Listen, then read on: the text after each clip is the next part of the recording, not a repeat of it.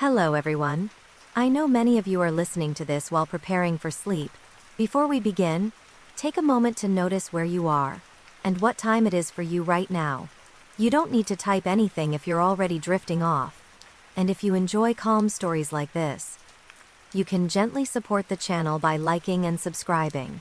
Whenever you feel comfortable, now, let the rain fade into the background and allow the story to unfold slowly. The day started like any other in my quiet suburban neighborhood, but by noon, it had spiraled into a nightmare I never imagined. My wife, Emily, had just gone to run a quick errand with our 6-month-old daughter, Lily. I was at home, finishing some paperwork, when I heard frantic screaming from the driveway. I ran outside and froze. There she was, Hoa Karen, our neighborhood's notorious tyrant, standing over our minivan with the doors locked, the car's engine running, and Lily crying inside. Karen had a history of interfering in everyone's lives. She patrolled the neighborhood like a self-appointed police officer, issuing fines for minor violations, taking photos of residents' trash bins, and complaining about things no one else even noticed. But this crossed a line. I pounded on the windows, screaming for her to open the doors, but she just smirked. "You know the rules," she said coldly. "No unsupervised infants in cars while you're outside. Consider this a warning." My heart raced as Lily's cries intensified. I could see the fear in her tiny eyes, and rage boiled inside me. This wasn't just harassment. It was child endangerment. I tried calling the police, twice. The first officer said he couldn't do anything until it was considered an emergency. By then, Lily was inconsolable. The second officer promised to be there soon, but minutes felt like hours. Karen, sensing her power, leaned back against the car, enjoying the show. I couldn't wait. I grabbed a tire iron from the garage and smashed the driver's side window. Glass shattered everywhere, cutting my hands, but I didn't care. I reached inside, cradled my daughter, and ran her into my arms. She was shaking, terrified, but alive. Karen screamed and threatened to press charges, calling me a criminal for breaking her HOA rules. But my instincts told me that if I had hesitated, Lily might not have survived the summer heat in that locked car. She screamed and screamed, the sound echoing down the street, attracting neighbors who had never seen Karen's dark side firsthand. The aftermath was messy. Karen filed a police report, claiming I vandalized property. The HOA called an emergency meeting to discuss my misbehavior. But the truth was undeniable. I had saved my daughter from imminent harm. Witnesses confirmed Karen's deliberate act of locking Lily inside. The police investigated, and although technically I had broken the law, the charges were dropped. Expert testimony from child safety specialists confirmed that a 6-month-old left alone in a locked car could have suffered severe injury, or worse. The neighborhood, long intimidated by Karen, suddenly saw her for what she truly was. People who had quietly tolerated her harassment now rallied behind me, condemning her actions. I learned 2 lessons that day. Some rules are ridiculous, and some people will weaponize power in terrifying ways, but no law can stand against a parent's instinct to protect their child. To this day, every time I think about that moment, I remember the raw terror in Lily's eyes, the sense of helplessness, and the surge of fury that gave me the courage to act. Karen's reign in our neighborhood weakened after that day, and I became known as the father who would cross any line to protect his child. I still live with the guilt of breaking the law, but I also live with the relief that my daughter survived because I chose instinct over hesitation. It all started on a quiet Friday evening when I hired a new babysitter for my 2 children, Emily, age 7, and Jake, age 4. Her name was Claire Thompson, a cheerful, polished young woman who came highly recommended on a neighborhood app. I'd interviewed her briefly, checked her references, and everything seemed perfect. But that night, I had no idea how quickly my life would turn into a waking nightmare. Claire arrived right on time, smiling politely and taking instructions from me with apparent competence. I kissed my kids goodnight, left instructions for bedtime, and assured myself that everything was in capable hands. It wasn't until the next morning that the first sign something was wrong appeared. My kids refused to go to Claire's room and spoke in hushed whispers about strange noises during the night. Then came the call. The police had received a tip from a neighbor who noticed Claire's car parked outside a local convenience store all night. That was strange. She was supposed to be babysitting. When officers went to check my house, they found the front door unlocked, lights on, and my children safe but terrified. Claire was gone. And suddenly, every shred of trust I had placed in her vanished. The investigation revealed chilling details. Claire had been living a double life. Online background checks that appeared clean at first glance now revealed disturbing incidents, petty theft charges, a restraining order, and a history of disappearing without notice from previous employers. She had a knack for blending in, and seemed to carry a mask of innocence wherever she went. Days turned into weeks. Police discovered that Claire had been using a burner phone to communicate with people unknown to me.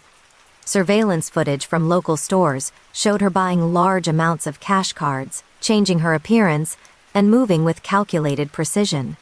Each lead seemed to fizzle out until an officer noticed a pattern.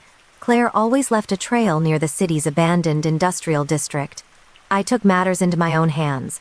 I spoke with the neighbors, checked nearby parking lots, warehouses, and even followed tips from online forums discussing missing persons. The fear of what she could do next was unbearable. I kept imagining the worst, unable to sleep for nights. Meanwhile, the police, constrained by bureaucracy, were slow and hesitant, often dismissing my findings as speculative.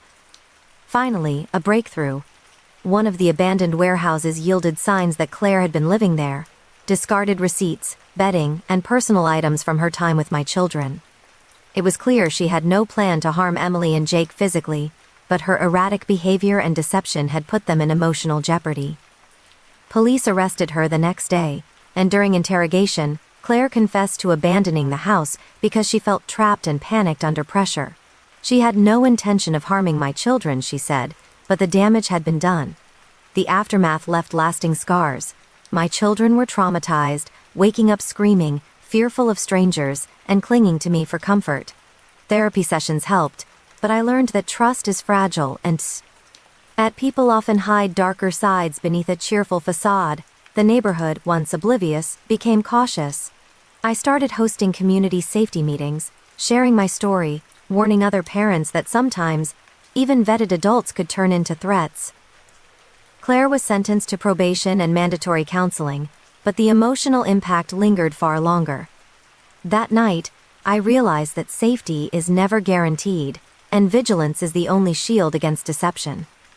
I also learned the limits of relying solely on authority. Sometimes parents must act, investigate, and trust their instincts before anyone else does.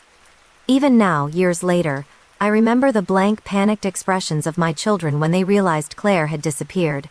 That fear is etched in my memory, a constant reminder of how quickly the ordinary can become terrifying.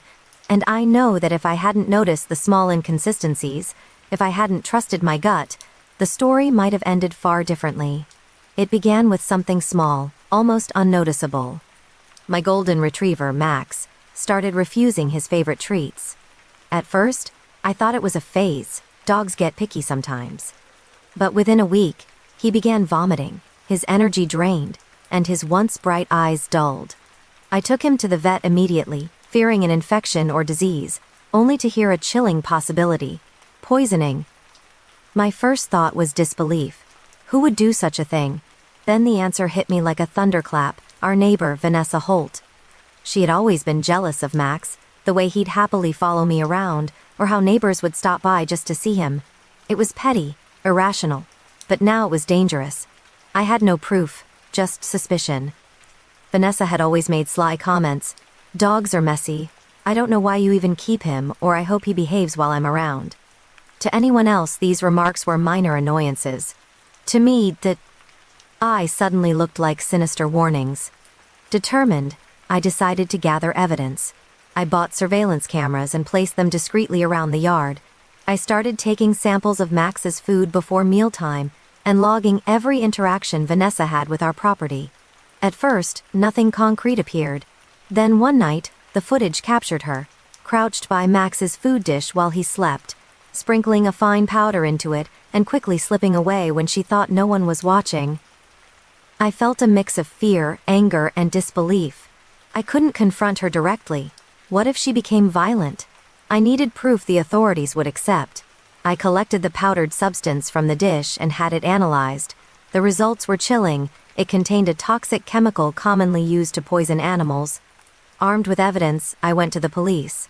They were skeptical at first, but the surveillance footage and lab results left no room for doubt. Vanessa was arrested, but the case was complicated. She claimed she had accidentally spilled fertilizer, or that Max had somehow ingested something else.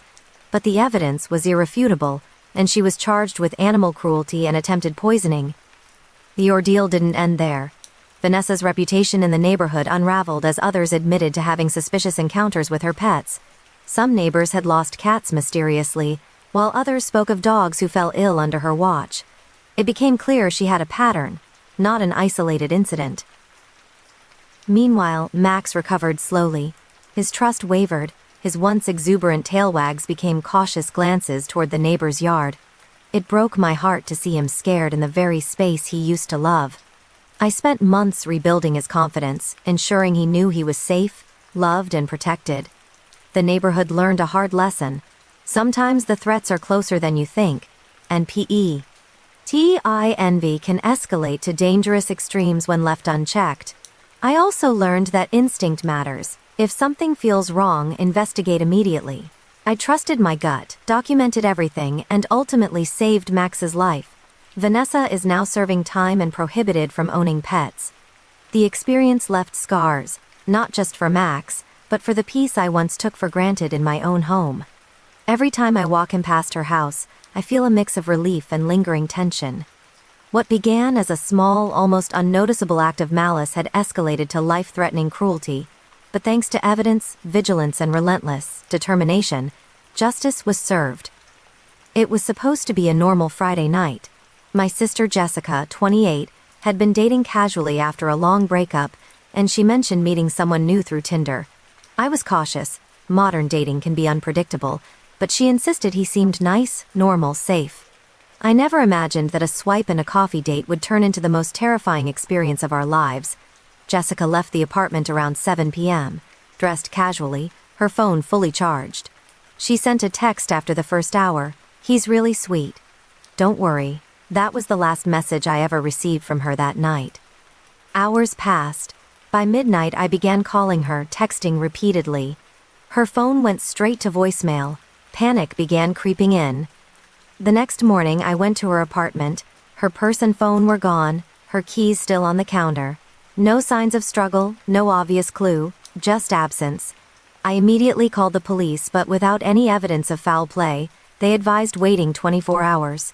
My gut screamed otherwise. Jessica would never vanish without a word. I started digging. Her Tinder profile revealed he was 32, named Ethan, claimed to work in finance, and had several seemingly normal photos. But something felt off. Her friends rapport. Ted minor inconsistencies in the story he told Jessica. Sudden job trips, vague past details, and odd reactions to simple questions about his life. 2 days later, a private investigator uncovered something chilling. Ethan wasn't his real name. His photos were stolen from social media. He had a criminal record under multiple aliases, including fraud, assault, and a minor kidnapping charge from a previous relationship. Panic turned to terror. The search escalated. Police canvassed his supposed address, only to find a vacant house. Surveillance footage from a nearby gas station showed Jessica getting into a black SUV with him.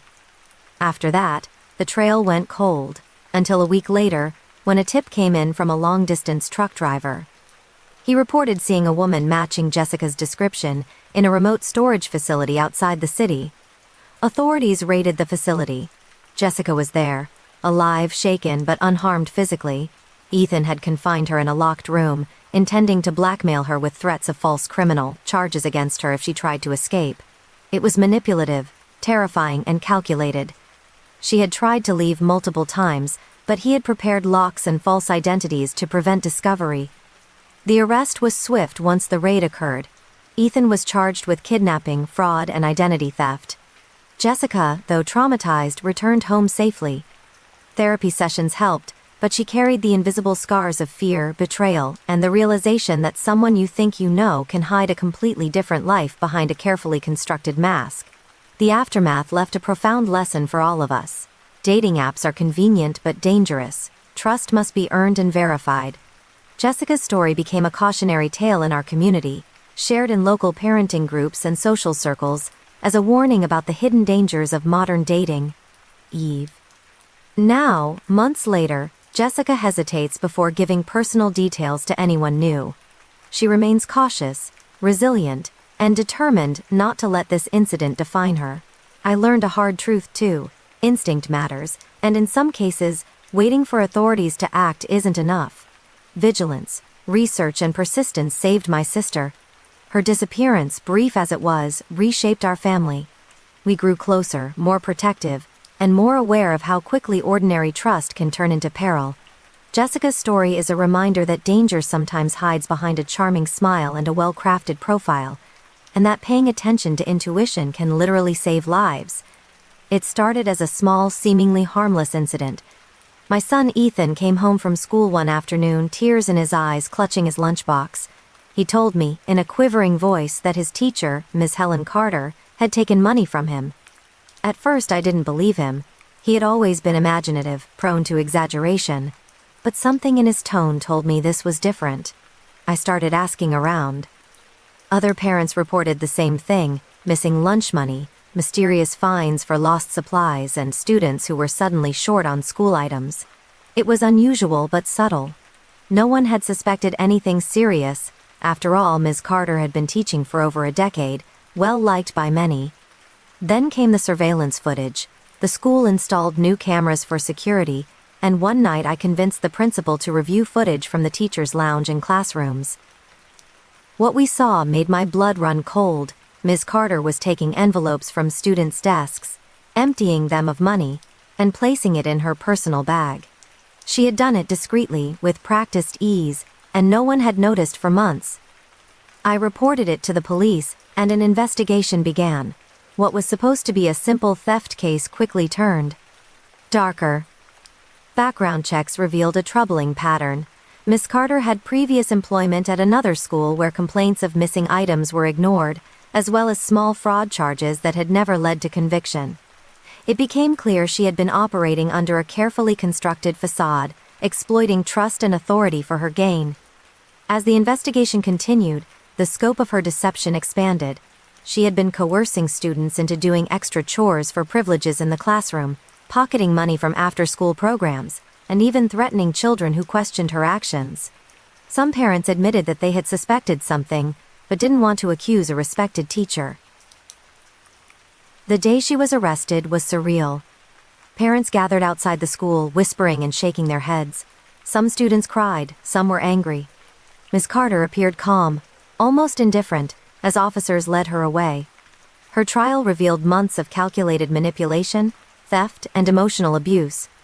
She was sentenced to prison, banned from teaching, and ordered to repay the stolen funds. The aftermath was complicated. Many students, including my son, struggled with trust issues. They had been taught to respect authority, but now authority had betrayed them. Counseling sessions were necessary, not only for the children, but also for parents who felt complicit in overlooking subtle signs. Our community, once tight-knit and trusting, became wary. Schools implemented stricter protocols, including locked money deposits, surveillance, and mandatory reporting for suspicious activity. Parents began paying closer attention to small changes in behavior, realizing that minor signs of distress could indicate something much larger. Personally, I learned a vital lesson. Even in environments we consider safe, deception can hide behind a mask of normalcy and respectability. Vigilance, persistence, and listening to your instincts matter. Ignoring small clues because we trust the right people can allow abuse to fester, sometimes for months. Today my son has regained confidence in school and peers, but the memory of that teacher lingers as a cautionary tale. Authority is not infallible, and sometimes the danger comes from those we trust most.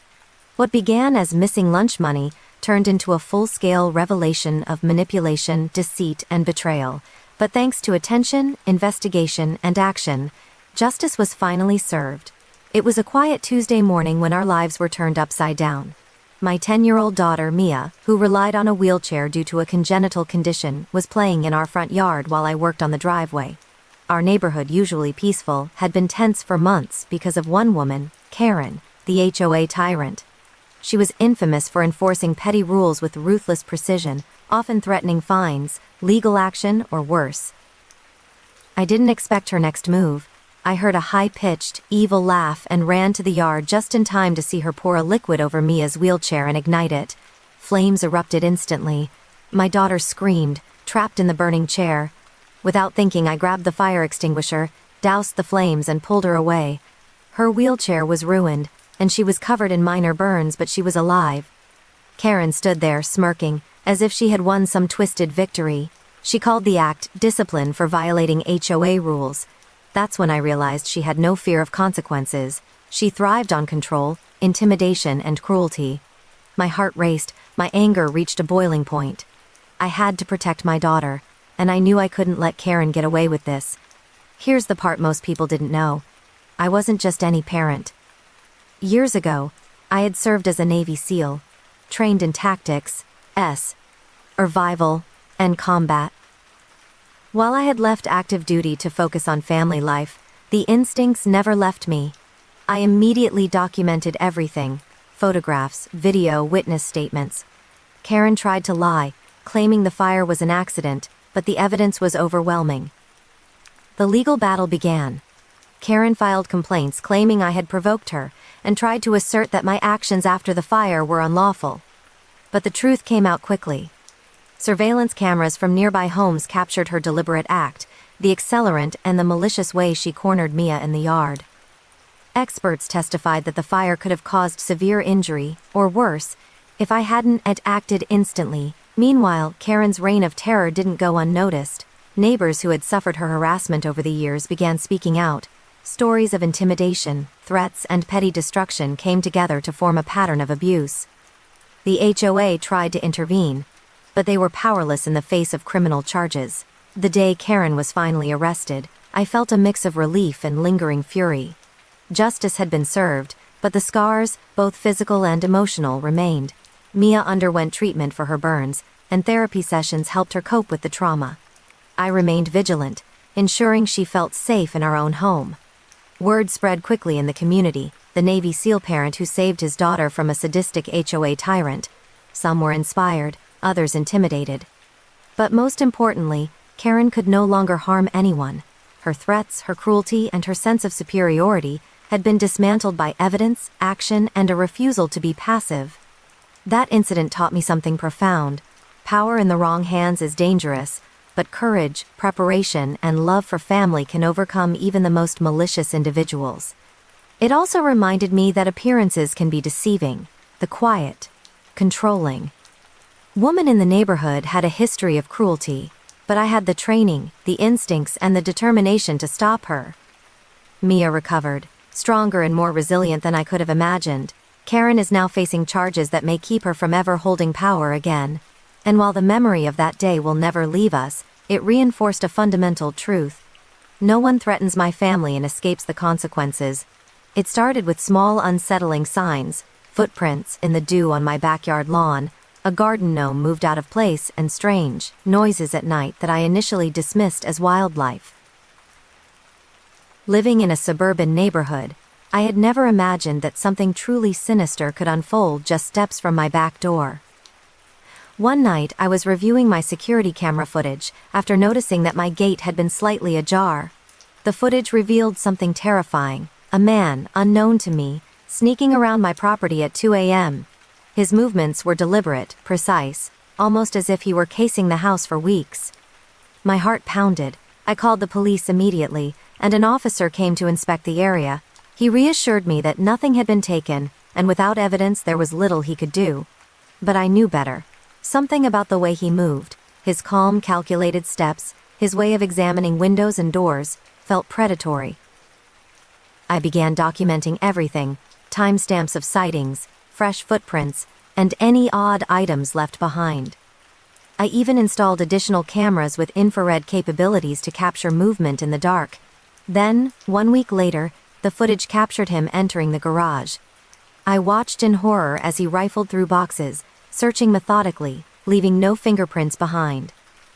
The realization hit me like a punch. This wasn't random, it was targeted. And I was witnessing a dangerous man in action, unseen and unsuspected until now. I contacted a private investigator who helped me identify him. Using subtle clues from the footage, tattoos, a distinctive limp, and the car he drove, we traced him back to a series of unsolved crimes in nearby counties. It turned out he was wanted for burglary, assault, and had a suspected involvement in a violent double homicide. He was a known killer, and until that footage surfaced, he had managed to avoid arrest. The police acted immediately. A coordinated effort led to a stakeout in the area. Within 48 hours, he was captured trying to flee in his vehicle, unaware that cameras had been documenting every step. During questioning, he admitted to planning more than theft. His intent to harm the household was terrifyingly real. My home, my family, and I had been sitting in the crosshairs of a dangerous criminal. The aftermath left the community in shock. News outlets covered the story of the backyard killer, praising the homeowner for vigilance and the police for rapid action. But for me, the relief was mixed with lingering anxiety. The footage that saved us also revealed the calculated evil of someone who could easily have committed unimaginable crimes. I had nightmares for weeks, replaying the images of him moving through my yard, imagining what could have happened if I hadn't installed cameras. My family's trust in safety at home had been shattered, and we had to take extra precautions, reinforcing doors, installing motion-sensitive lights, and creating emergency plans for every scenario. This incident taught me a crucial lesson. Danger often hides in plain sight, and ordinary appearances can mask extraordinary evil.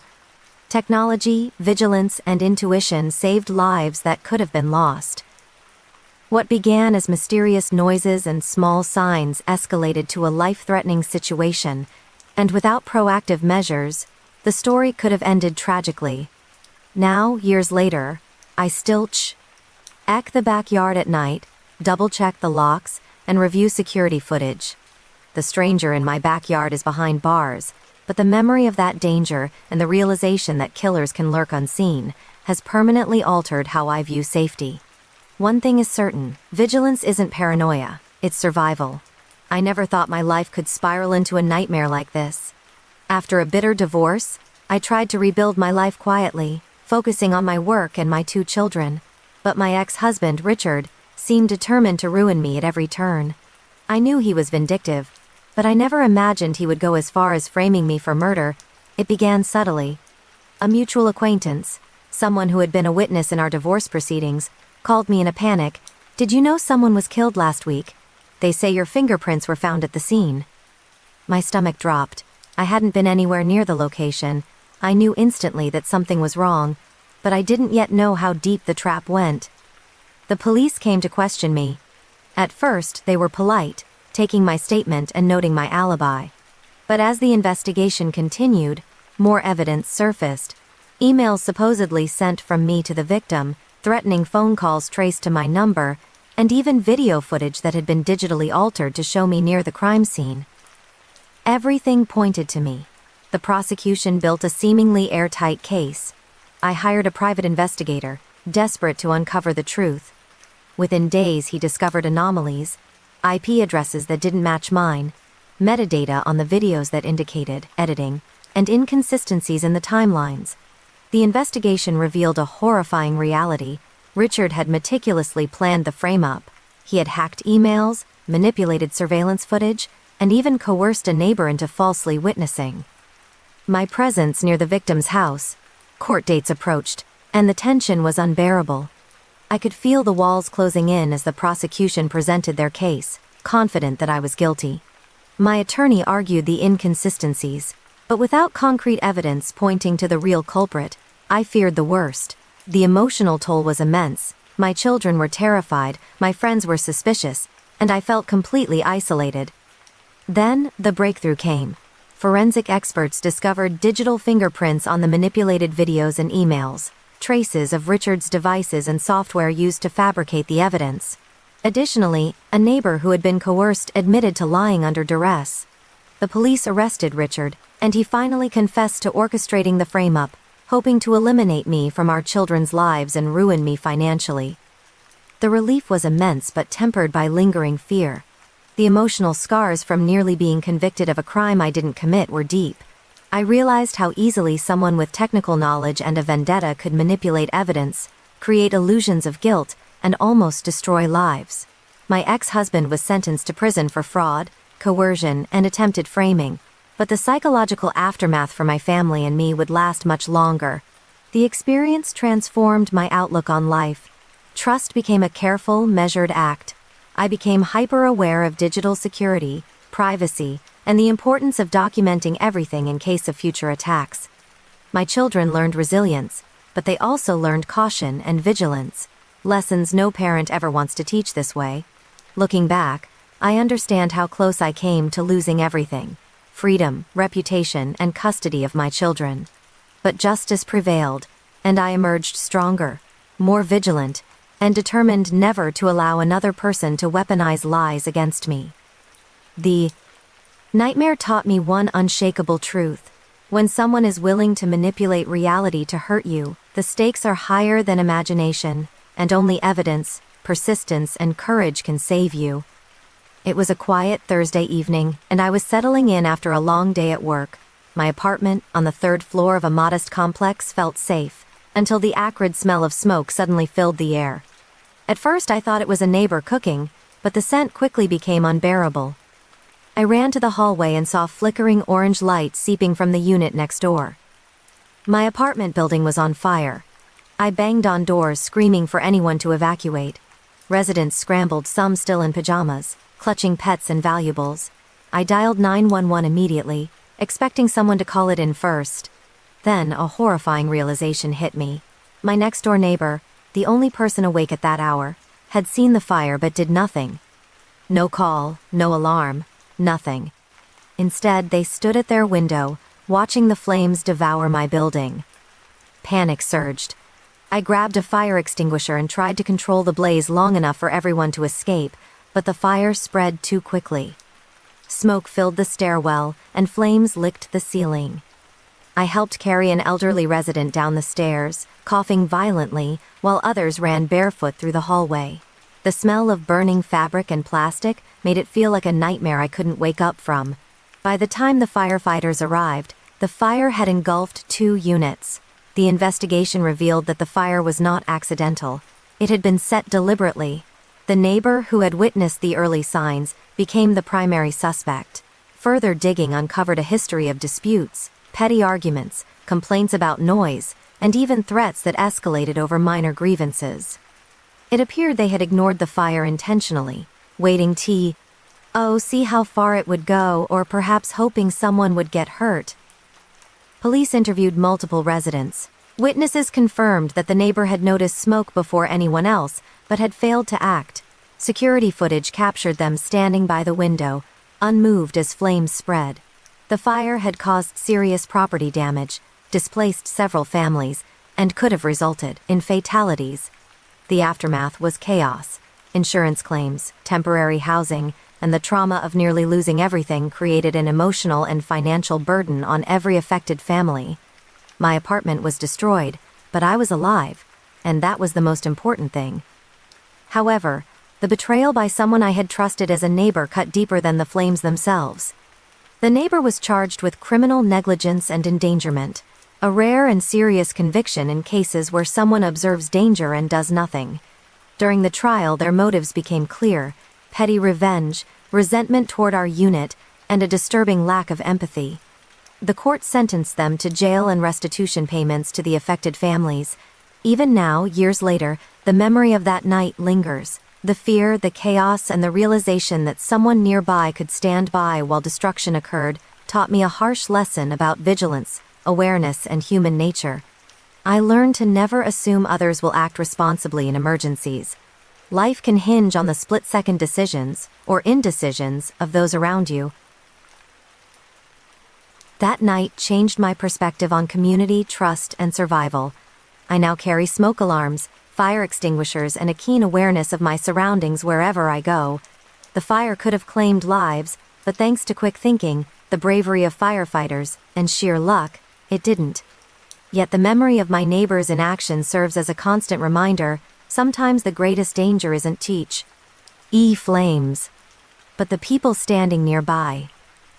It was supposed to be a routine night shift at the 24-hour convenience store. I had worked there for over 2 years, always calm, always cautious, and always expecting the unexpected. But nothing could have prepared me for what unfolded that night. Around 11:30 p.m., the door chime rang, and a man wearing a ski mask and dark clothing walked in, holding what looked like a gun. He barked orders for me to open the cash register, his voice shaking slightly but his movements deliberate. My heart raced, and I obeyed, hoping to remain calm enough to survive. Behind the counter, I reached for the drawer, all the while keeping one eye on the door. Then it escalated. Another man burst in from the back entrance, holding a baseball bat. Panic spread instantly through the store. Customers who had been browsing froze in terror, unsure whether to run or hide. The two robbers argued briefly, the tension palpable. It seemed their plan had already gone off script. In the chaos, a struggle erupted near the cash register. One of the robbers tried to push me aside, and the others swung the bat wildly. That's when the first shot rang out. One of the robbers had a real firearm, and a customer, a man who had been buying snacks, was caught in the crossfire. He fell to the floor bleeding profusely. The air filled with screams, the sound of breaking glass, and the acrid smell of gunpowder. Instinct took over. I ducked behind the counter, pressed the silent alarm, and grabbed a canister of pepper spray I kept for emergencies. The robbers, startled by the alarm, turned on each other momentarily, arguing about what went wrong. In that instant, the customer managed to crawl behind a shelf for cover. I sprayed the robbers as they approached again, giving everyone a moment to escape. Within minutes, police sirens wailed in the distance. The robbers panicked. E tried to flee out the front door, the other out the back, leaving behind the stolen cash and weapons. Officers arrived just in time to apprehend both men before they could escape the parking lot. Paramedics rushed the injured customer to the hospital. Thankfully, his injuries were serious but not fatal. The investigation revealed a disturbing truth. The two robbers had a history of escalating violent crimes. Previous thefts had turned deadly in other towns, and they had carefully planned this robbery for weeks. What should have been a simple theft spiraled into a near tragedy because of their inexperience under pressure, desperation, and disregard for human life. The aftermath left an indelible mark on everyone involved. I suffered from nightmares and anxiety for months, jumping at any sudden sound or movement. Customers who had been inside the store that night required counseling, traumatized by the experience. Even the regular routine of restocking shelves or operating the cash register now felt like walking into danger. The robbers faced severe charges: attempted murder, armed robbery, assault with a deadly weapon, and multiple counts of endangerment. They received lengthy prison sentences, but the psychological scars they inflicted were long-lasting. That night taught me how fragile life can be, how quickly a normal routine can become a fight for survival. It also showed me the importance of quick thinking, preparation, and courage under pressure. By acting decisively, pressing the alarm, protecting customers, and using the resources available, I prevented what could have been a deadly catastrophe. Even years later, I can't forget the chaos, the screams, the gunshot, and the realization that violence can erupt anywhere, even in the most ordinary places. But I also learned that ordinary people can act heroically when faced with extraordinary danger. That night, survival required instinct, presence of mind, and a willingness to confront fear head-on. When my cousin, Victoria Langley, went missing, the city was already buzzing with rumors about our family. We were wealthy, prominent, and private. Yet somehow our secrets were never as well hidden as we thought. Victoria, a 25-year-old heiress to a vast real estate fortune, vanished without a trace one rainy Saturday evening. She had been out for a charity gala, wearing a designer gown and carrying a small clutch. No one suspected that night would mark the beginning of a nightmare. Her disappearance was reported by her personal assistant when Victoria didn't return home. The police were skeptical at first. Young, wealthy women occasionally disappear for short periods. But when days passed with no calls, texts, or sightings, the investigation escalated. Her family insisted she had enemies, friends suggested she had gone off on a secret getaway. I, however, knew something darker had occurred. Victoria had always been careful, organized, and fiercely independent. She didn't vanish without reason. The investigation uncovered a tangle of deception. Victoria's financial advisors revealed irregularities in her accounts, pointing to someone with intimate knowledge of her routines and finances. Surveillance footage from the gala showed her leaving the event alone, a man in a dark coat following discreetly behind. But when authorities traced him, he turned out to be a hired actor, part of an elaborate scheme designed to mislead anyone searching for her. As days stretched into a week, tension escalated.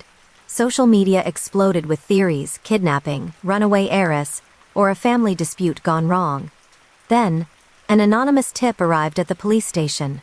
Victoria had been held in a secluded cabin, owned by a distant relative, a man none of us had met. The tip included GPS coordinates, detailed directions, and warnings that time was critical.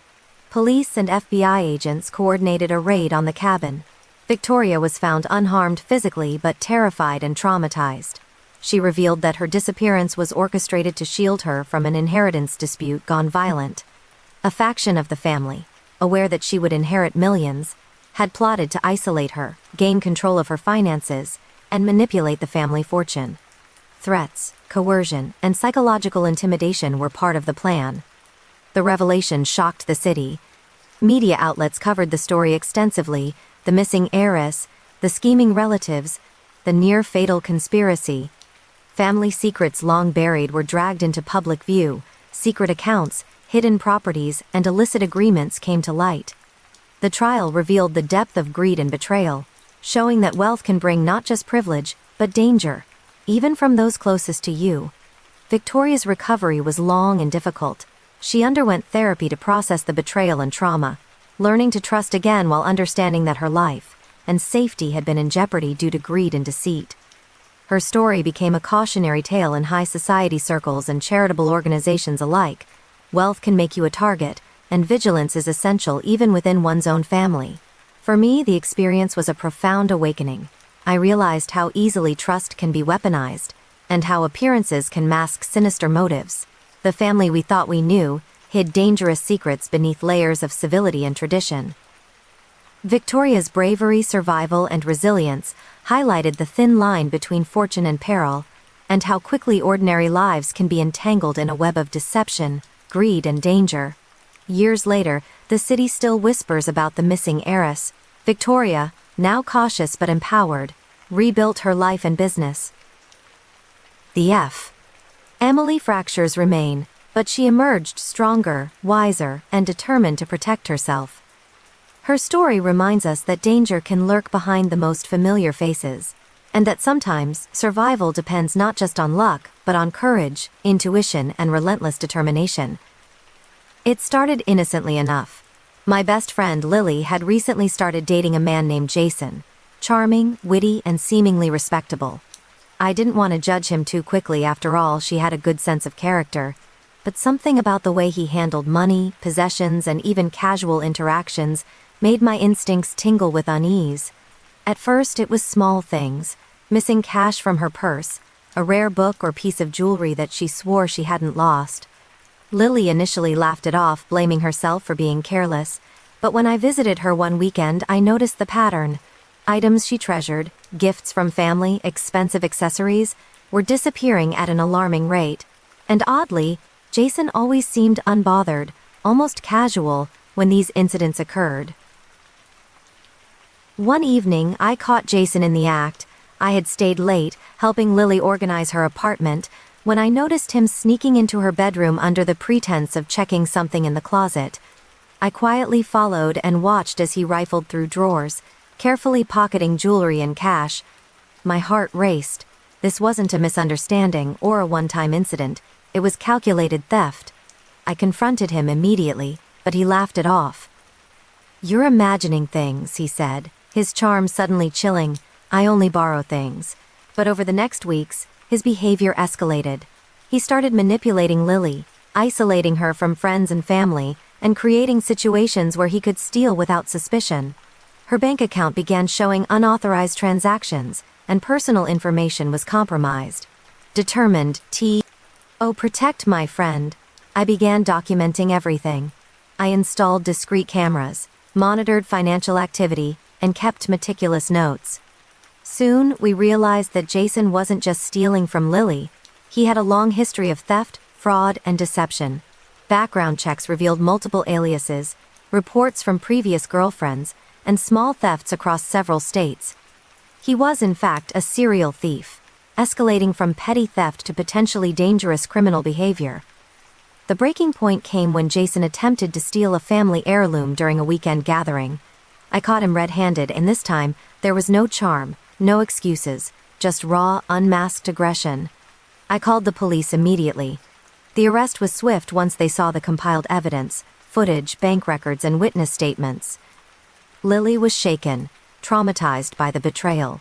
The man she trusted, the person she loved, had manipulated, lied, and stolen from her repeatedly.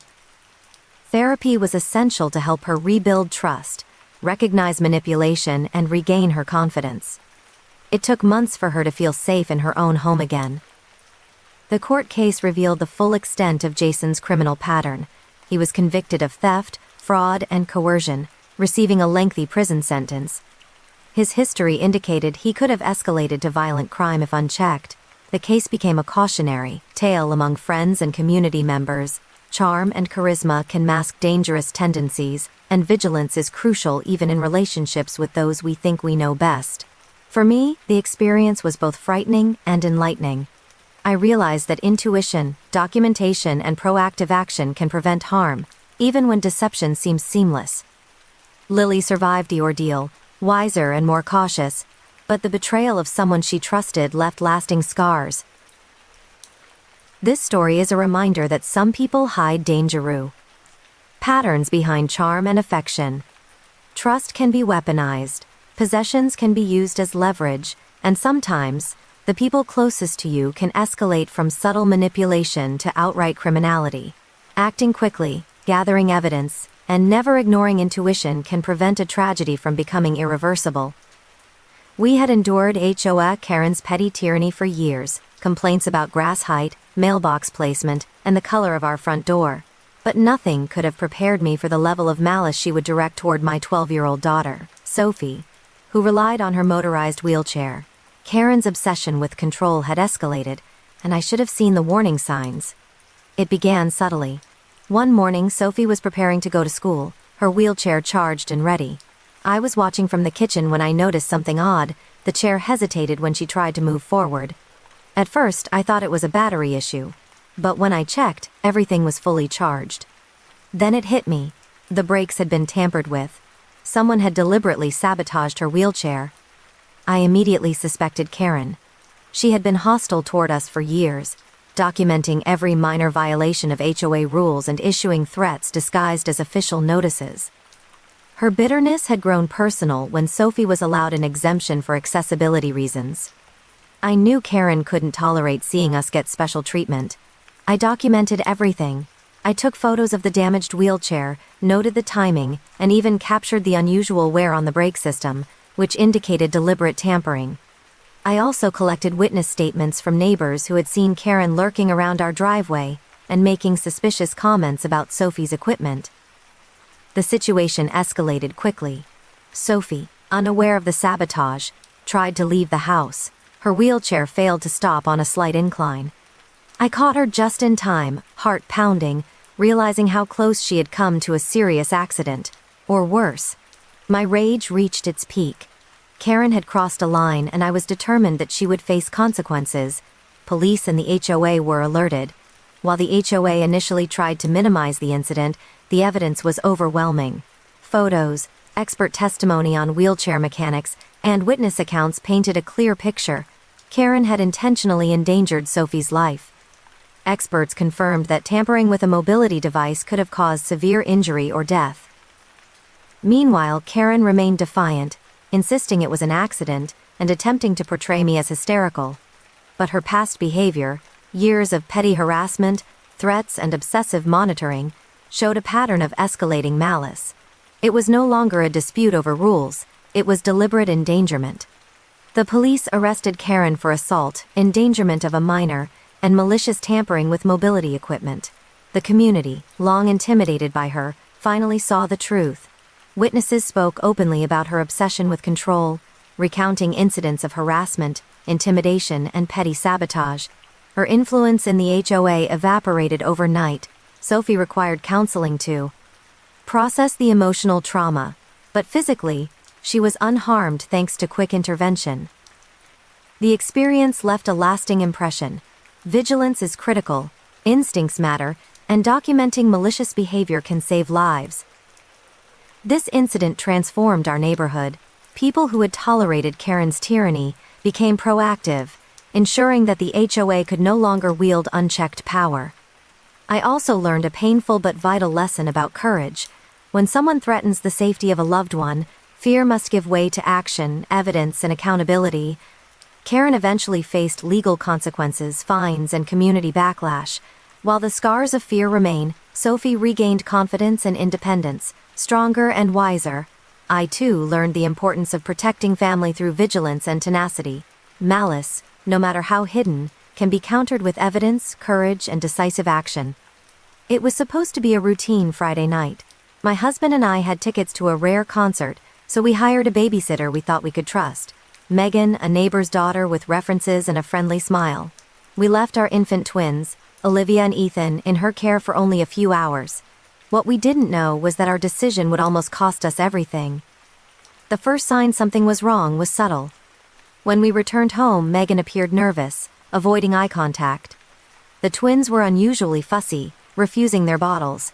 At first I thought it was separation anxiety or an upset stomach, but as I checked their formula, I noticed something off. The bottles smelled faintly bitter. My heart sank. I immediately suspected foul play. Megan had been the only one handling the bottles, and the smell was unmistakable. Something chemical. I called poison control, who instructed me not to feed the children anything else until we confirmed safety. I also kept Megan in the room, not to notice while secretly observing her movements. What followed was terrifying. Megan attempted to mix another bottle while my attention was diverted. I intercepted her, holding the bottle away from the twins. Her expression shifted from nervousness to panic. I demanded to know what she was doing. She stammered, then confessed that she just wanted to scare them, insisting she never intended to hurt the children. But poison control confirmed the substance she tried to use was dangerous, especially for infants. The police were called immediately. When they arrived, Megan tried to minimize the incident, claiming she had accidentally spilled cleaning solution, and that it wasn't intended for the babies. But with the evidence collected, chemical residue, her admission, and the timeline of events, the authorities had enough to press charges of attempted child endangerment and attempted poisoning. During the investigation, it became clear that Megan had a history of troubling behavior. Neighbors recalled small incidents, missing items, minor threats, and unusual fascination with chemical substances. None of these had escalated to a serious crime until she was entrusted with children. The situation highlighted a chilling reality. Sometimes danger hides behind friendly faces. The court case was intense. Megan's defense argued that she had acted out of mischief, unaware of the severity of her actions. But medical experts testified about how quickly infants could suffer irreversible harm from the substances she attempted to use. The jury didn't hesitate. She was convicted and sentenced to probation, mandatory counseling, and a permanent ban from childcare roles. The experience left lasting scars on our family. Olivia and Ethan were physically unharmed, but emotionally, we remained vigilant. Trusting someone with your children is the ultimate act of faith, and that faith can be exploited in ways you never imagine. Counseling helped the twins adjust, and I became hyper-aware of vetting caregivers and monitoring situations, no matter how seemingly safe. This incident also taught me a vital lesson about instincts. I felt something was wrong immediately, and acting on that intuition saved my children's lives. Documentation, observation, and quick thinking prevented a tragedy. The story of Megan serves as a warning. Innocence and charm can mask danger, and even a familiar, friendly face can pose a serious threat when left unchecked. Years later, the incident remains a cautionary tale in our neighborhood.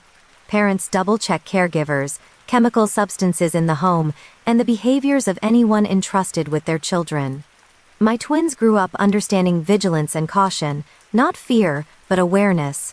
And I never forgot that night when intuition, courage, and immediate action saved their lives. For years, my family endured subtle and escalating harassment from our neighbor, Thomas Reed. At first, it was minor, loud music at odd hours, threatening notes about our property lines and passive-aggressive comments whenever we left the house. My husband and I tried to ignore it, thinking it would pass, but the behavior escalated, becoming more invasive, personal, and frightening. Thomas began monitoring our routines. He would appear whenever we were outside, sometimes lurking at our fence or peering through his windows. Packages went missing, and we found objects thrown into our yard, including broken ornaments and garden tools. My children became anxious, afraid to play in the front yard, and I realized that the harassment had started to affect their sense of safety. I decided to document everything. Cameras were installed, logs were kept of each incident, and notes were made of any interactions. That's when I discovered something chilling.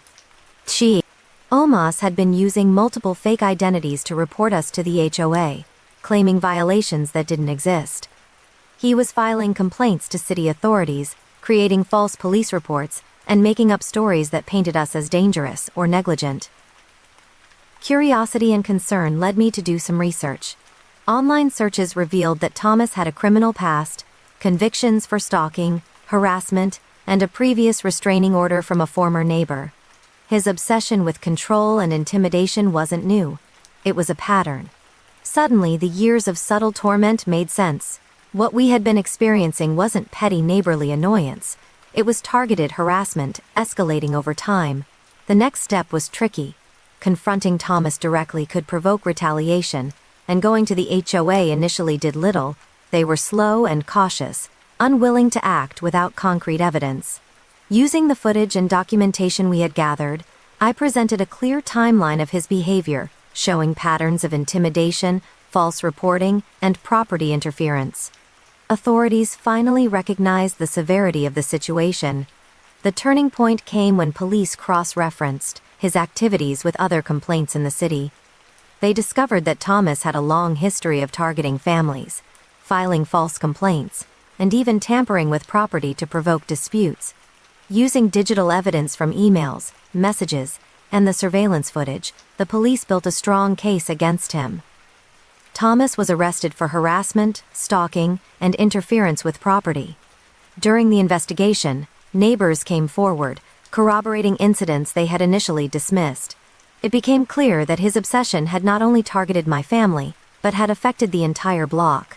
The community was shocked to learn how calculated and persistent his behavior had been. After his arrest, life slowly returned to normal. My children regained confidence, playing in the yard without fear. I realized that vigilance, thorough documentation, and persistence were crucial in protecting my family. It wasn't enough to ignore the harassment or hope it would pass.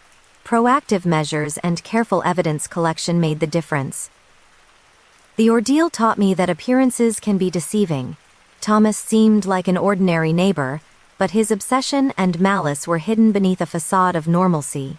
It also highlighted the importance of trusting one's instincts, especially when something feels off. My family learned resilience, and I learned that confronting persistent harassment requires strategy, courage, and patience. Today, the community remains cautious but stronger. Parents, homeowners, and neighbors now communicate openly, watch for patterns of intimidation, and understand that persistent harassment isn't harmless. It's a criminal pattern that must be addressed. What started as subtle, daily annoyances had escalated into a long-term threat, but with evidence, courage, and action, we finally reclaimed safety, peace, and control over our home. When I met Alex, I thought I had finally found someone trustworthy. Charming, attentive, and seemingly perfect, he quickly became a significant part of my life. We spent weekends together, shared family dinners, and even talked about moving in together. I felt safe, until the day the police knocked on my door, turning my world upside down. It started with a simple question.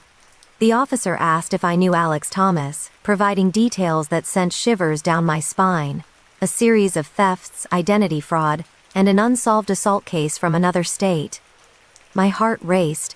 I had no idea he had a criminal record, let alone one so serious.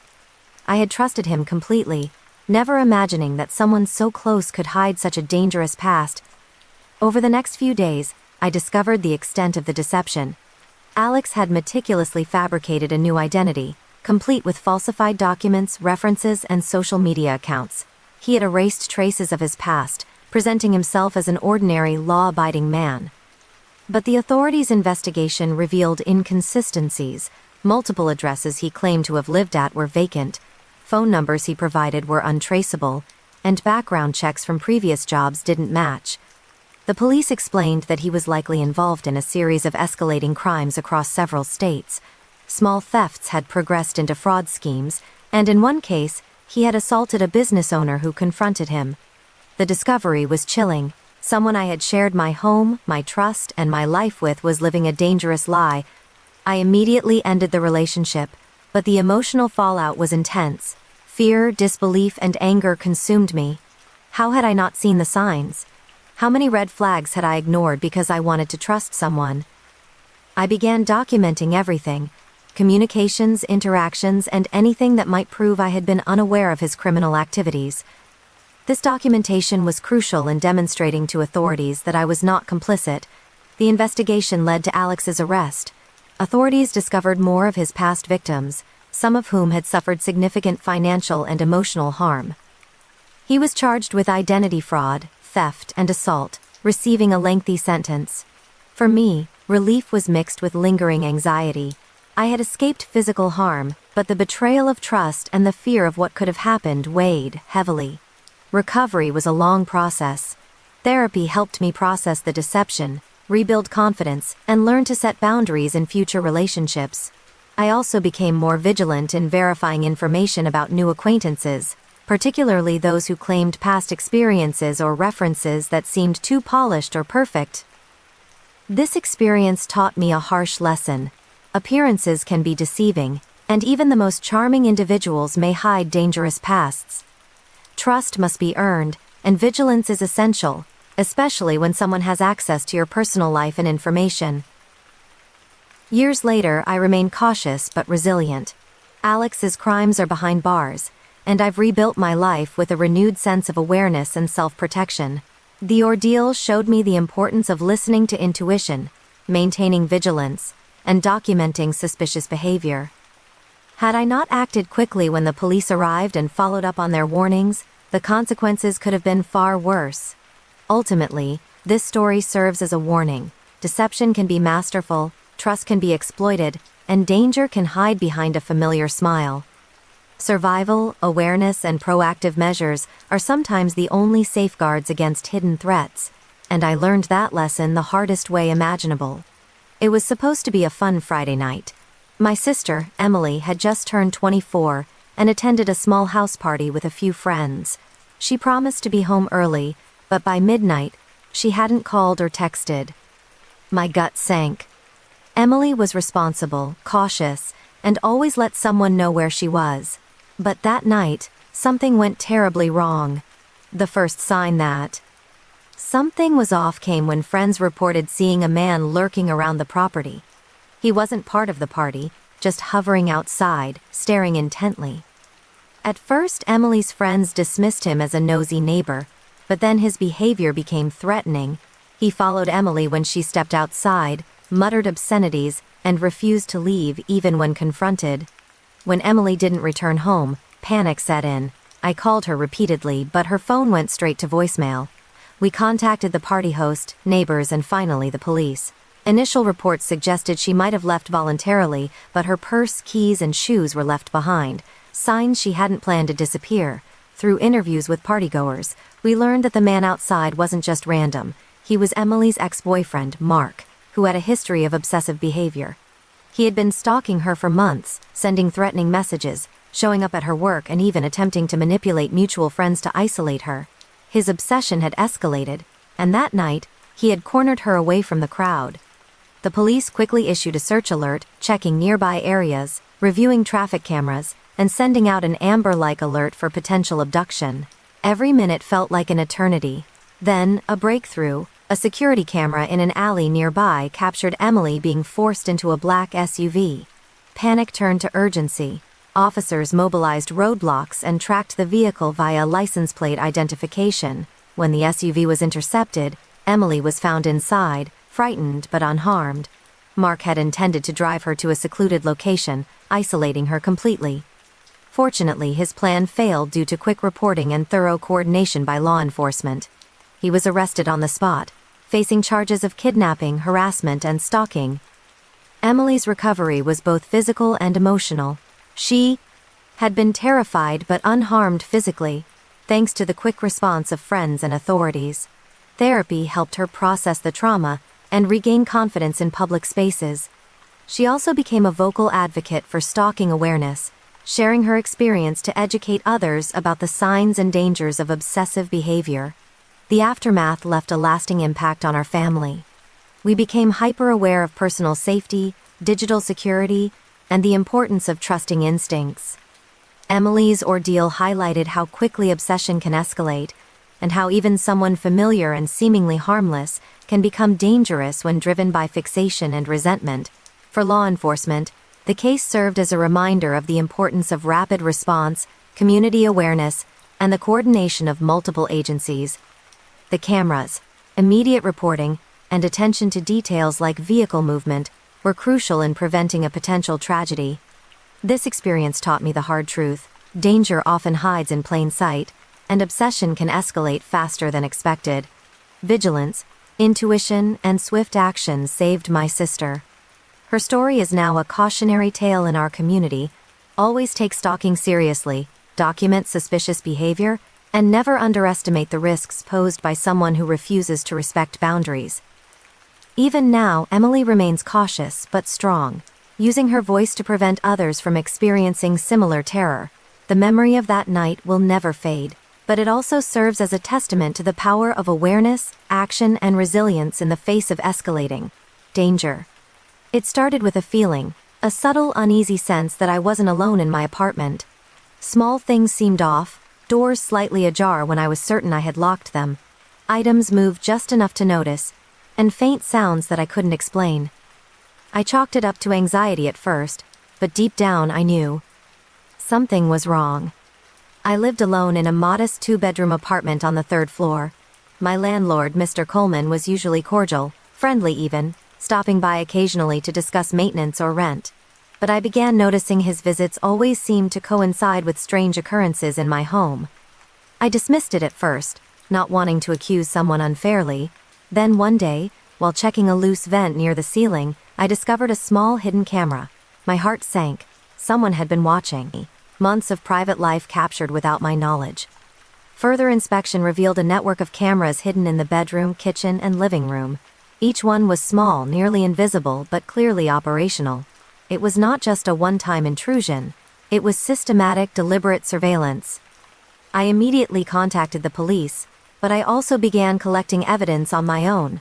Photos, time-stamped recordings, and logs of his visits helped establish a clear pattern of surveillance. Investigators traced the network and discovered that Mr. Coleman had been recording tenants for months, compiling footage for purposes that remain disturbing even now. Confronted, the landlord initially denied everything, then tried to claim it was for security or monitoring property condition.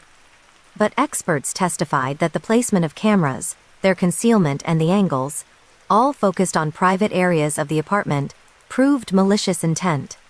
What made it worse was the realization that others in the building may have been victims too, and he had likely violated countless privacy laws over an extended period. The investigation revealed disturbing behavior.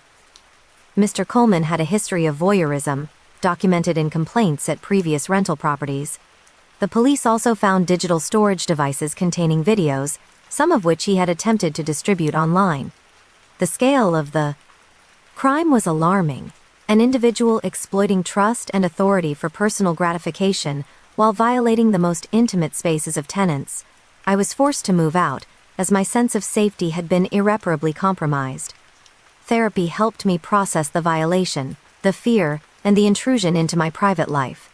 I also became vigilant about rental agreements, inspecting properties for hidden cameras, and educating friends and family about digital privacy and landlord misconduct. The court case was a wake-up call for the community. Mr. Coleman was convicted on multiple charges: illegal surveillance, invasion of privacy, and attempted distribution of illicit recordings. He received prison time, fines, and permanent restrictions preventing him from property management or supervision roles. For the tenants affected, it was a reminder that even seemingly trustworthy authority figures could abuse power in terrifying ways.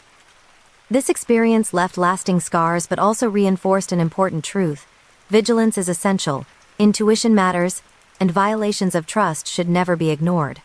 Small signs, doors slightly moved, strange sounds, unexplained occurrences, can reveal deeper, more dangerous threats.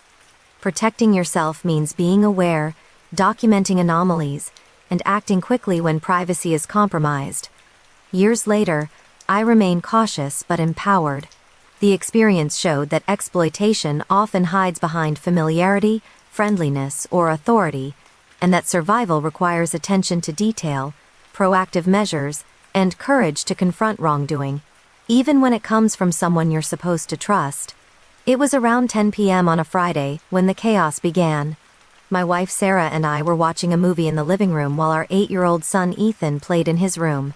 Suddenly, a loud knock rattled the front door. 2 men in uniforms claimed to be police offic. Their badges looked official, their demeanor intimidating. But something about them didn't feel right. I opened the door cautiously. They demanded entry immediately, insisting they had a warrant. I asked to see it. One of them waved a thick envelope vaguely in front of me, but refused to let me examine it closely. My instinct screamed danger. Fake cops exist. I had read about impersonators, but the idea that someone would target my home was terrifying. Before I could react further, one of them shoved past me into the hallway. My wife screamed and our son froze in fear. That's when I acted. I had a military background in security and defense, training I had hoped never to use in my personal life. I assessed the situation in seconds. 2 intruders, armed, confident, but unaware that I was capable of defending my family. The confrontation escalated quickly. They tried to intimidate us, threatening arrest if we didn't comply. I kept calm, positioning myself between them and my family. With precise, controlled movements, I managed to disarm one of the men as he lunged toward my wife.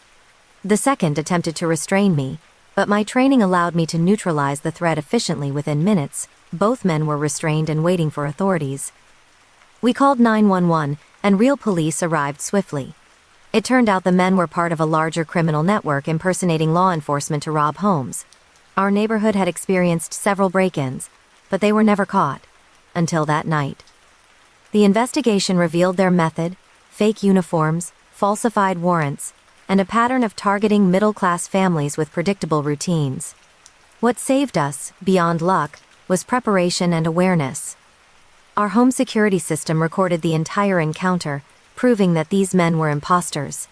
The footage was used to apprehend several accomplices connected to the network, preventing future attacks on other families. Emotionally, the experience left scars. The realization that danger could strike in the most familiar setting, our own home, was sobering. Our son needed counseling to process the trauma, and we had to rebuild our sense of security from scratch. Locks were reinforced, cameras upgraded, and emergency protocols practiced. The legal case was intense. The fake cops faced multiple charges: armed robbery, impersonating law enforcement, assault, and attempted kidnapping. Their prior criminal history revealed a network that had operated across multiple counties, exploiting fear, authority, and deception. This incident became a story of caution in our community. Neighbors installed security cameras, became more vigilant about strangers, and understood that appearances could be deceptive. Even uniforms and badges could be faked. We also shared the story with local authorities, helping to train officers on recognizing patterns of impersonation in the field. Years later, we remain vigilant but empowered. Our home is safer, our family stronger, and our awareness sharper. That night taught us a harsh lesson: danger can strike at home, criminals can exploit trust and fear, and preparation, calm thinking, and decisive action can prevent disaster. Most importantly, It reinforced that protecting your loved ones sometimes requires courage, skill, and the willingness to act under pressure, even against those who appear to hold legitimate authority. It was a normal Tuesday morning. My 9-year-old daughter, Mia, climbed onto the yellow school bus, waving goodbye as it pulled away. I never imagined that the familiar routine of the school bus would turn into a nightmare that would consume every moment of my life for the next 48 hours. I didn't receive the usual call from the school that Mia had arrived safely. At first, I thought there had been a delay. But as the hours passed, my panic grew. I called the school repeatedly, only to be met with vague reassurances. She should have arrived by now. We'll check with the bus driver. But something in my gut told me this was no ordinary delay. The police were contacted immediately. They began checking bus routes, calling nearby neighborhoods, and tracking cell phone signals. I stayed at home, obsessively watching the clock, praying for a sign. Then, a tip came in from another parent. The bus driver, a man named Carl Simmons, had a troubling history of inappropriate behavior, though nothing criminal had ever been proven. My blood ran cold. The investigation uncovered shocking details. Carl had altered the bus route that morning, taking Mia to a secluded area instead of the school. GPS tracking from the bus confirmed the deviation. Using surveillance footage from traffic cameras and gas stations, police pieced together a trail leading to an abandoned warehouse on the outskirts of town.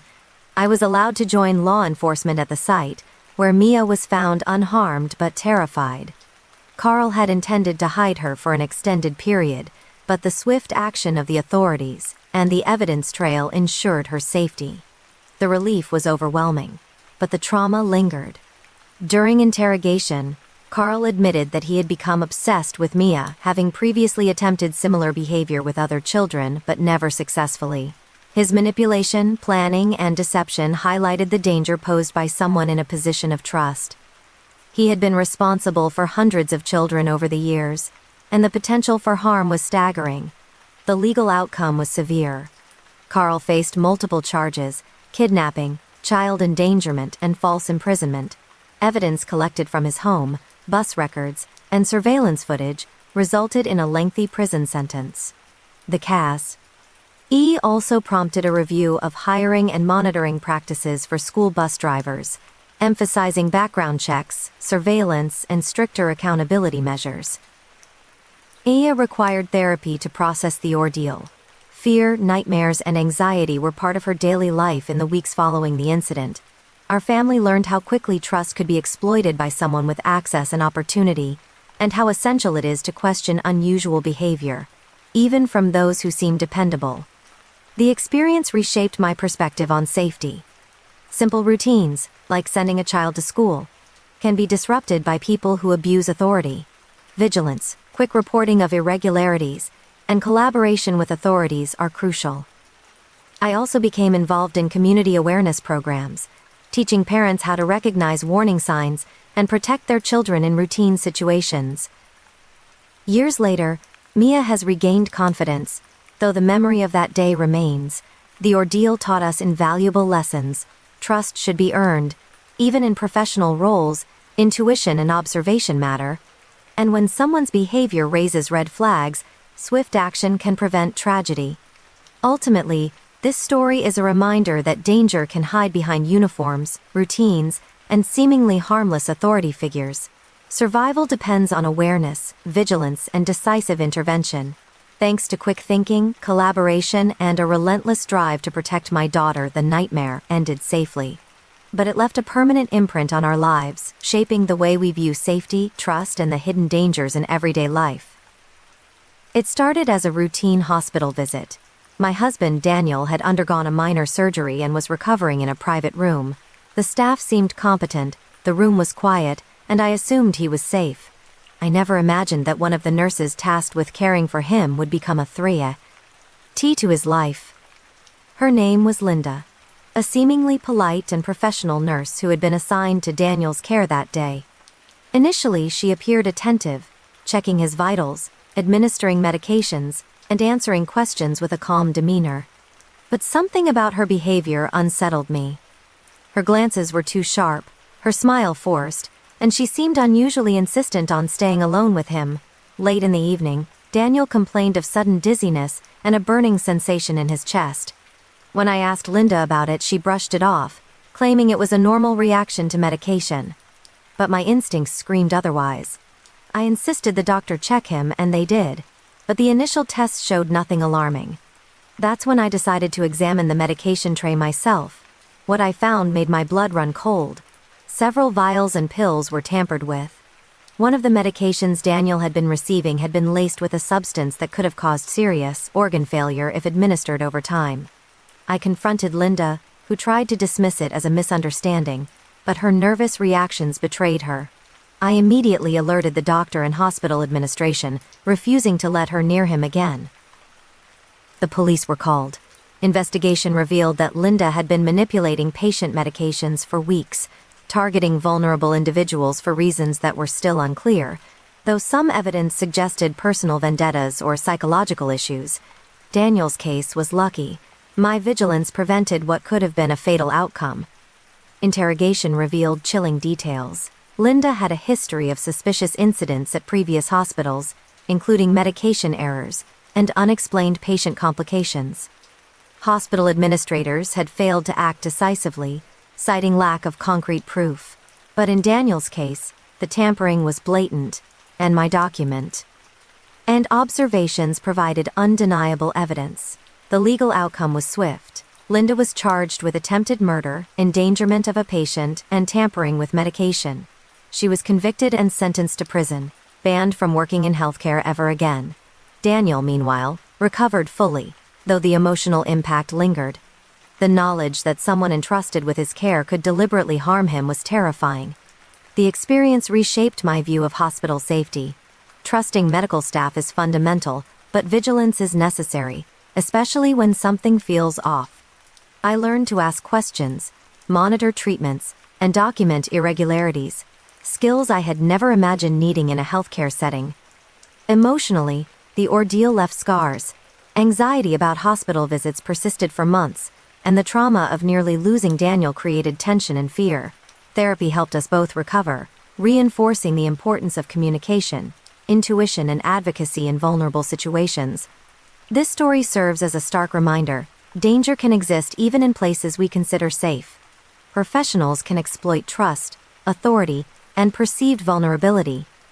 Survival and prevention require awareness, courage, and quick action.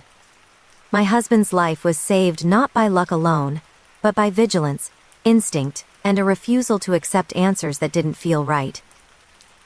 Years later, Daniel and I share this experience as a cautionary tale. Hospitals, caregivers, and families must remain alert, question inconsistencies, and act decisively when lives are at stake. Trust is essential, but when someone shows warning signs, vigilance can mean the difference between life and death.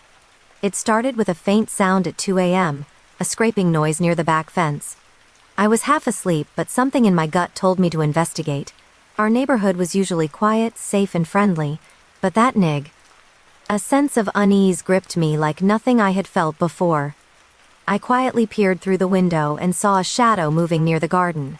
At first, I thought it was a raccoon or stray animal, but then I noticed a man crouched near the back door, carrying a backpack and wearing dark clothes. My heart started racing. This was no ordinary trespasser. This was someone deliberately lurking on my property. I grabbed my phone and dialed 911, speaking in hushed tones to avoid alerting him. The dispatcher advised me to stay inside and avoid confrontation. I watched, terrified, as he moved cautiously around the yard, occasionally glancing at the house. Every instinct screamed that he was up to no good, but I couldn't see any weapon, just a backpack that seemed heavy and oddly deliberate. Minutes felt like hours. I quietly armed myself with a baseball bat, just in case. Then he attempted to open the back door. I banged on the window, shouting for him to leave, and the man froze. It was the distraction the dispatcher had warned about, but it also bought me time. He retreated briefly, disappearing behind the bushes, but the fear lingered. When the police arrived, the stranger was gone, but a search of the surrounding area revealed more than I had imagined. His backpack had been left behind, containing burglary tools, stolen property from other homes, and documents suggesting he had been targeting our neighborhood for weeks. The police identified him as a serial burglar, who had previously broken into multiple houses across the county, using stealth and careful planning to avoid detection. The investigation uncovered chilling details. He had been watching residents' routines, noting when they left for work or school, and had been in our neighborhood for days before attempting entry. He had targeted homes with visible security weaknesses, and our vigilance likely prevented a serious theft, or worse. The legal outcome was severe. The man was charged with multiple counts of burglary, attempted home invasion, and possession of burglary tools. Evidence from our neighborhood and his backpack provided the prosecution with a strong case, resulting in a lengthy prison sentence.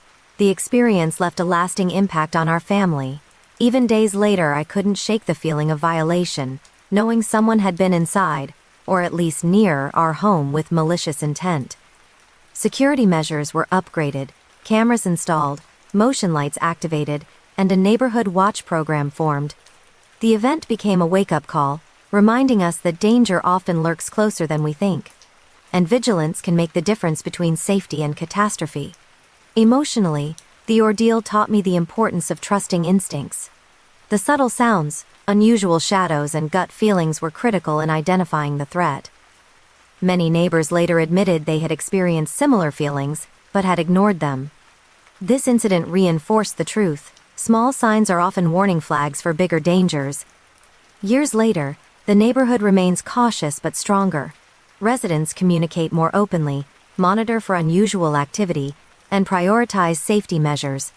The memory of that night remains vivid, but it also serves as a reminder: ordinary routines can be interrupted by extraordinary danger, and awareness, preparation, and quick thinking can prevent tragedy before it happens. It was a Thursday evening when my wife, Jessica, didn't come home from work. She had finished her shift at the downtown law firm and usually texted me on her commute.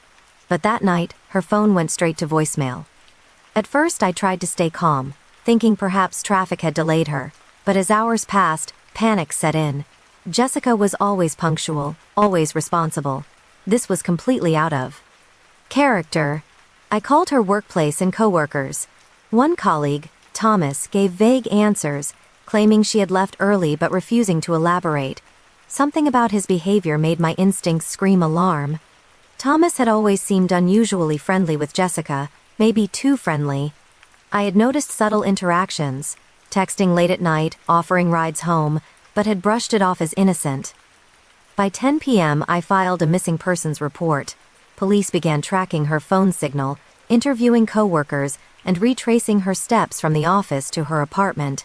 The investigation quickly revealed discrepancies. Surveillance footage from the parking garage showed Jessica entering her car, but leaving alone? No. Another figure, masked by shadows, appeared in the footage. Thomas. He had coerced her into his vehicle, away from public view, and her phone was switched off. The investigation uncovered a dark secret.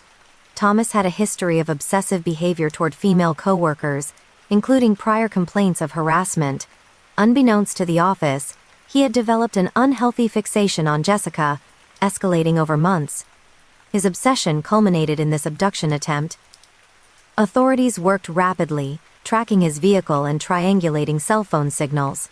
My anxiety grew with each passing hour, but thanks to coordinated police work and emergency alerts, we were able to locate him within 48 hours in a remote warehouse district on the outskirts of the city. Jessica was found unharmed, though terrified and shaken by the experience. Thomas was taken into custody immediately. During questioning, Thomas admitted that he had been planning to isolate Jessica for weeks, following her routines, stalking her digitally, and gathering information about her habits. His intentions were frightening, as he had clearly imagined controlling her life indefinitely. He was charged with kidnapping, stalking, harassment, and endangerment, facing a lengthy prison sentence. Jessica required extensive emotional support and therapy to process the trauma. The abduction, though short-lived, left deep psychological scars. Anxiety, nightmares, and mistrust of strangers became daily challenges. Our family also took measures to protect ourselves, upgrading home security, monitoring communications, and maintaining open communication about safety in both personal and professional spheres. This experience underscored a chilling truth. Danger can exist even among seemingly familiar and trusted individuals. Obsession can escalate quietly, masked by normal interactions, until it explodes into life-threatening situations. Trust must be paired with vigilance, and intuition should never be dismissed. Years later, Jessica and I remain vigilant but empowered. The ordeal changed how we interact with coworkers, the measures we take for personal safety, and how we trust, but cautiously. Her story became a cautionary tale within our community and workplace, emphasizing the importance of recognizing obsessive behavior, reporting harassment promptly, and taking preventive action before fixation escalates into criminal acts. The lesson is clear: sometimes the person closest in proximity can be the most dangerous. And intuition combined with swift, decisive action can save lives. Thanks to the coordinated efforts of law enforcement, awareness of Thomas's prior behavior, and immediate action, Jessica survived unharmed, and the predator was finally held accountable. I was traveling alone for a work conference, exhausted from the long flight and eager to get some rest.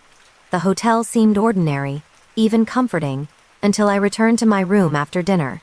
That's when I noticed something was wrong. The door, which I had locked, was slightly ajar. My stomach dropped. I slowly pushed the door up and froze. A man, who I had assumed was a hotel guest or staff, was inside, rifling through my belongings. His face was partially obscured by a hood, but his movements were deliberate, organized, and disturbingly calm. My mind raced. This wasn't a robbery in progress, it was personal, targeted. I retreated silently to the hallway and dialed 911. The dispatcher instructed me to remain hidden and stay on the line. Meanwhile, I watched the man from behind the door, trying to memorize details, his build, clothing, and the items he was taking. I noticed passports, electronics, and personal documents, but something deeper worried me. The way he handled my luggage suggested he was looking for something specific, not just valuables. The police arrived within minutes, but the man attempted to flee through the fire exit. Officers pursued and apprehended him on the adjacent street. Once in custody, the investigation revealed shocking details. He was part of a criminal network that targeted business travelers, often focusing on stealing sensitive information from corporate devices, identity documents, and credit cards. The items in my room included not just valuables, but confidential work files I had brought for the conference. Further inquiry revealed his methods were sophisticated. He had been monitoring hotel bookings online, noting frequent travelers and rooms left unoccupied for periods. He often accessed rooms when security was lax, using cloned keycards or exploiting unlocked doors. My instincts had saved me. Had I entered the room minutes later, I might have confronted him directly, putting myself at serious risk. The man's criminal history was extensive. He had been involved in identity theft rings, burglary, and previous hotel break-ins across multiple states. Investigators discovered that he had targeted high-value individuals, attempting to steal not only money but information that could be used for corporate espionage. My case became part of a larger investigation into an organized operation that had defrauded countless victims. The legal outcome was severe. He was charged with burglary, theft, attempted identity theft, and trespassing, facing a long prison sentence. Hotels in the region implemented new security measures as a direct result: keycard encryption, camera surveillance, and stricter room checks. For travelers like me, the incident was a stark reminder that even in supposedly safe spaces, danger could be present. Emotionally, the ordeal was taxing. I struggled with anxiety, hypervigilance, and fear of traveling alone. Therapy helped me process the experience, regain confidence, and learn proactive safety measures, always locking doors, verifying hotel security, and keeping sensitive items in personal carry-on bags rather than in the room. The story also taught me the importance of intuition. The small detail of the slightly ajar door, the uneasy feeling that something was off, and the subtle inconsistencies in the environment were crucial cues. Acting on them immediately prevented what could have been a serious loss of property, sensitive information, or personal safety. Years later, the memory of that night remains vivid. I continue to travel, but I do so with heightened awareness and caution. The experience underscores a chilling truth. Danger can exist anywhere, even in spaces we consider safe and ordinary. Vigilance, quick thinking, and trust in instincts can mean the difference between victimization and survival. It started with a faint suspicion. My daughter, Lily, had been acting unusually quiet after school. Normally bubbly and talkative, she had begun withdrawing, avoiding conversations about her day. At first I thought it was typical teenage moodiness, but something deeper was wrong. One afternoon while peeing with homework, Lily hesitated when asked about a specific classroom activity. Her discomfort was obvious. I gently pressed for details, and she admitted that she had noticed small cameras hidden in the classroom, tiny devices disguised as smoke detectors, clocks, or even decorative items. My heart sank. I contacted the school administration immediately, but their initial response was dismissive. "Are you sure? Maybe the cameras are part of a learning project or security system." But instinct told me otherwise. I requested to inspect the classroom myself, bringing along a friend familiar with electronics.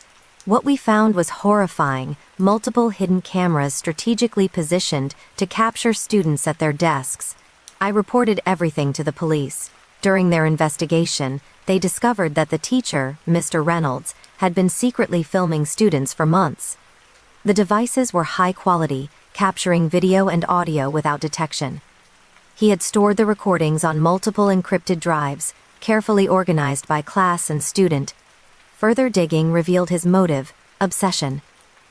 Mr. Reynolds had been compiling footage over time, selectively targeting students he found interesting, creating an archive of content without the knowledge or consent of the children or their parents. The scale of his actions was staggering. Over 200 hours of recordings had been captured, implicating multiple students. The police confronted Reynolds, who initially tried to claim innocence, suggesting the cameras were for security monitoring. However, the evidence was irrefutable: placement, angles, and the focus of recordings proved deliberate, voyeuristic intent. He was arrested on charges of child exploitation, invasion of privacy, and illegal surveillance, facing decades in prison. The emotional impact on Lily and other students was profound. Therapy became essential. Addressing fear, trust issues, and the trauma of knowing an authority figure had violated their privacy. Parents organized meetings, ensuring that each child affected received support, counseling, and reassurance. The school faced serious consequences. Policies were reviewed and strengthened, teachers were subject to stricter background checks, classrooms were inspected for unauthorized devices, and students were educated about privacy and personal boundaries. The scandal prompted a broader conversation in the community about vigilance, trust, and accountability in educational institutions. Personally, the ordeal taught me several lessons. First, trust should be accompanied by awareness, especially when someone has authority over children. Second, intuition matters. My daughter's discomfort was a crucial warning sign that prompted action. Third, vigilance and documentation are essential in exposing wrongdoing. Without recording the devices, noting their placement, and alerting authorities promptly, Reynolds might have continued without detection. Years later, Lily regained confidence, but the memory of the violation remains. The experience underscored the importance of transparency, accountability, and immediate action when warning signs arise. The story serves as a cautionary tale for parents, educators, and communities. Even those entrusted with care and responsibility can betray that trust, and protecting children requires attentiveness, vigilance, and courage. Ultimately, Reynolds' arrest brought relief, justice, and a measure of closure, but it also left a lasting mark, a reminder that evil can hide behind authority and respectability, and that awareness and swift action can prevent harm. It was supposed to be a simple anniversary dinner at a newly opened upscale restaurant downtown. My husband David and I were celebrating 12 years together. The restaurant had excellent reviews, a cozy atmosphere, and an attentive staff, or so we thought. That night, it became a nightmare I will never forget. Halfway through the meal, David complained of sudden dizziness and nausea. At first, I thought it might be food poisoning or an allergic reaction, but then his condition worsened rapidly, sweating profusely, slurring his words, and clutching his chest. Panic set in. I immediately called 911 while trying to figure out what had happened. Paramedics arrived and rushed David to the hospital. Doctors ran tests and discovered a toxic substance in his system, an uncommon poison that mimicked natural illness symptoms, but was deadly in small doses. It became horrifyingly clear this was not an accident. Someone had deliberately poisoned him. Police investigated the restaurant. Interviews with staff revealed tension in the kitchen. David had complimented a specific dish earlier, praising it unusually warmly, which had caught the attention of one of the chefs, Martin. The investigation discovered that Martin had been secretly harboring resentment toward patrons he perceived as arrogant or dismissive, targeting them in subtle but deadly ways. David had unknowingly triggered Martin's ire. Further inspection revealed tampering in the kitchen. Spices, sauces, and plates had been laced with a toxic substance, and surveillance footage captured Martin handling David's dish differently than others. Experts confirmed that the chef had prepared the meal with lethal intent, and without immediate medical intervention, David's condition could have been fatal. The legal case was intense. Martin was charged with attempted murder, assault with a deadly substance, and reckless endangerment. Evidence included surveillance footage, chemical analysis of food samples, and witness testimony from other staff who noticed irregularities but feared retaliation. He received a lengthy prison sentence and was permanently banned from working in the food industry. The emotional toll on David and me was immense. He required weeks of medical care to recover fully, and both of us underwent counseling to process the trauma. The sense of betrayal, by someone entrusted with preparing food, a basic human need, was deeply unsettling. It also shattered our assumptions about safety in public spaces, leaving a lasting sense of caution and vigilance. The incident prompted the restaurant industry to reevaluate safety protocols, stricter supervision in kitchens, random checks of ingredients, and surveillance of staff to prevent internal threats. It also raised public awareness that danger can come from those we least expect. People whose role is to serve and nurture can, in rare cases, exploit that trust with malicious intent. Personally, I learned the importance of trusting instincts, monitoring unusual behaviors, and acting immediately when warning signs appear. David's quick hospitalization, combined with police intervention, saved his life, turning a near tragedy into a survival story. Years later, the memory of that dinner remains vivid. We continue to dine out, but with heightened awareness and caution. The ordeal underscored a chilling reality. Sometimes, the greatest danger comes from those we trust, and survival depends on intuition, vigilance, and immediate action. David's recovery and our shared resilience are a testament to that truth. It started with small, seemingly harmless signs. At first, it was just the occasional van parked across the street for hours, or the feeling that someone was watching when I walked to the corner store. I brushed it off as coincidence, until the notes started arriving. Handwritten messages slipped under the door, each one containing details about our daily routines, when we left the house, where we went, and what my husband or I had said at home. It became clear quickly we were being stalked. The notes grew more personal, referencing conversations that no one else could have overheard. Fear replaced casual caution. My husband and I began checking windows, locks, and surveillance cameras. We also started documenting every unusual event, knowing it might become critical evidence. Soon, the stalker's behavior escalated. One night, we discovered our tires had been slashed. A second time, someone tampered with the front door lock. Every step outside the house felt risky, every glance over the shoulder a reminder that someone was paying close attention. We realized that the stalker wasn't random. He had been observing us for months, learning our habits and studying patterns to gain control. Through careful documentation, we noticed a pattern. The van always appeared on the same streets, the notes were delivered at predictable times, and he seemed especially focused on when I left for work alone. Using this pattern, I devised a plan to catch him in the act without confronting him directly, knowing that direct confrontation could be dangerous. I enlisted the help of local law enforcement, sharing the documentation, video footage, and suspicious patterns. A surveillance setup was arranged, monitoring the property with multiple cameras and alert systems. Within days, the stalker made his next move, attempting to sneak onto the property in the early evening. Police were waiting. He was apprehended without incident. The investigation revealed a chilling profile. The stalker, identified as Gregory Lane, had a history of obsessive behavior and prior restraining orders from multiple women. His fixation on our family had escalated quietly, but methodically, over months. The notes, tracking, and minor acts of vandalism were all part of a deliberate plan to intimidate, control, and ins. Till fear. The legal outcome was decisive. Gregory was charged with stalking, harassment, vandalism, and attempted intimidation, facing a long prison sentence and a permanent restraining order. The police commended our documentation and vigilance, emphasizing that evidence of patterns and repeated behavior is critical in prosecuting stalking cases. The emotional impact on our family was profound.